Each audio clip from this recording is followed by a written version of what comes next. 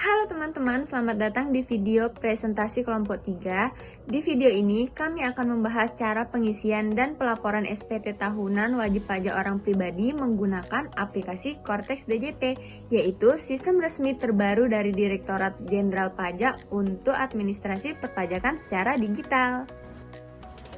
Studi kasus yang akan kami bahas adalah wajib pajak orang pribadi dengan status karyawan belum menikah dengan hasil perhitungan pajak nihil. Sebelum masuk ke pembahasan utama, perkenalkan terlebih dahulu anggota kelompok kami, yaitu Salvatia, Nurina Sinta Ayuba, Amanda Cia, Widya Restu Ananda, dan Raffi Ivan Fadilah. Tanpa berlama-lama lagi, mari kita mulai pembahasannya. Cortex DJP adalah sistem administrasi perpajakan terbaru yang menggantikan DJP online lama. Sekarang, layanan pajak seperti daftar, bayar, dan lapor sudah terpusat dalam satu platform. Ketiga hal tersebut harus sudah kita siapkan sebelum kita melakukan pelaporan SPT. Salah satunya adalah kode otorisasi DJP yang berfungsi seperti PIN atau tanda tangan digital saat kita mengirim SPT. Untuk cara membuat kode otorisasi DJP akan dijelaskan oleh teman kami pada bagian berikutnya. Makasih, sekarang saya tunjukkan langkah-langkah praktiknya. Mulai dari buka Cortex sampai konsep SPT berhasil dibuat. Yang pertama, buka browser dan ketik alamat cortexdjp.pajak.go.id. Tampilannya seperti ini ya. Sebelum buat SPT, kita download dulu bukti potong BPA 1 dari perusahaan. Caranya, klik menu portal saya di pojok kiri atas, lalu pilih dokumen saya, dan selanjutnya klik lambang refresh agar semua dokumen muncul.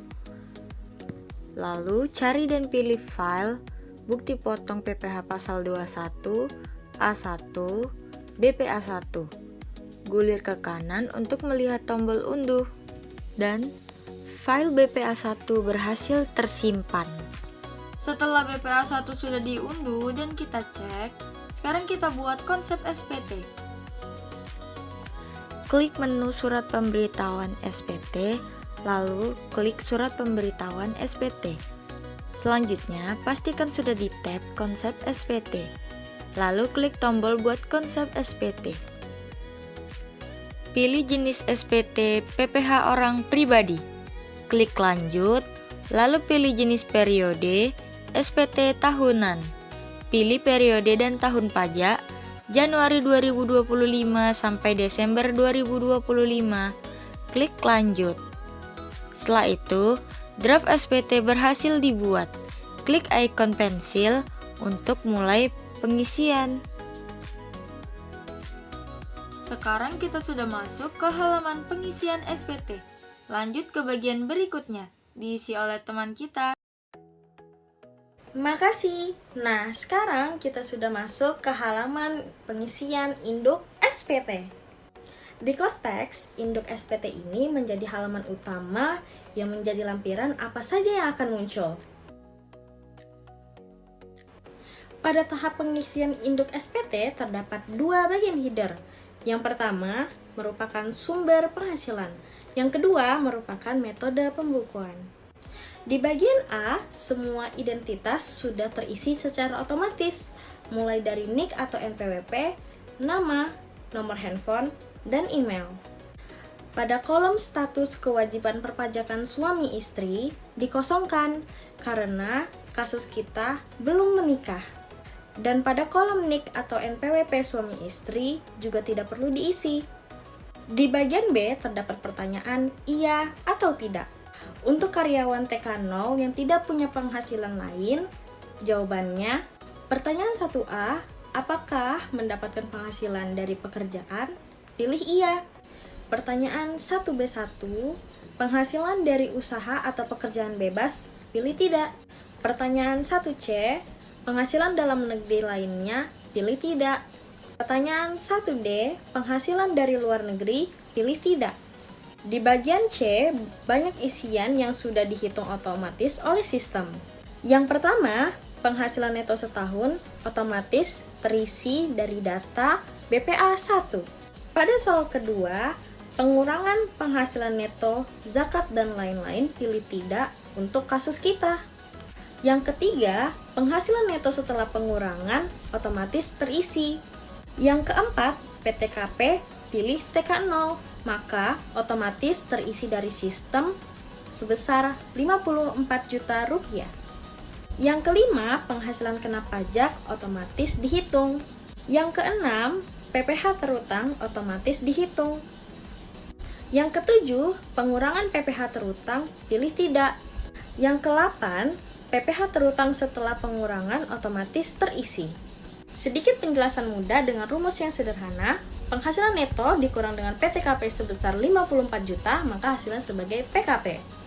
PKP dikalikan dengan tarif pajak, maka hasilnya sebagai PPh terutang. Semua dihitung otomatis, maka kita tinggal pilih PTKP yang sesuai. Pada bagian D, terdapat beberapa pertanyaan yang harus kita jawab. Yang pertama, adakah PPh dipotong atau dipungut pihak lain? Pilih iya, karena perusahaan sudah potong PPh 21. Yang kedua, angsuran PPh 25 tidak diisi untuk karyawan. Yang ketiga, STP PPh pasal 21 tidak diisi. Yang keempat, kredit pajak luar negeri pilih tidak. Yang kelima, PPh kurang atau lebih bayar otomatis terisi, maka hasilnya nihil. Yang keenam, surat keputusan persetujuan otomatis terisi. Yang ketujuh, PPh yang masih harus dibayar otomatis terisi, maka 0. Setelah bagian D selesai, selanjutnya mengisi bagian H dan I. Saya serahkan ke teman kita. Terima kasih, saya akan lanjutkan ke bagian H, I, dan J.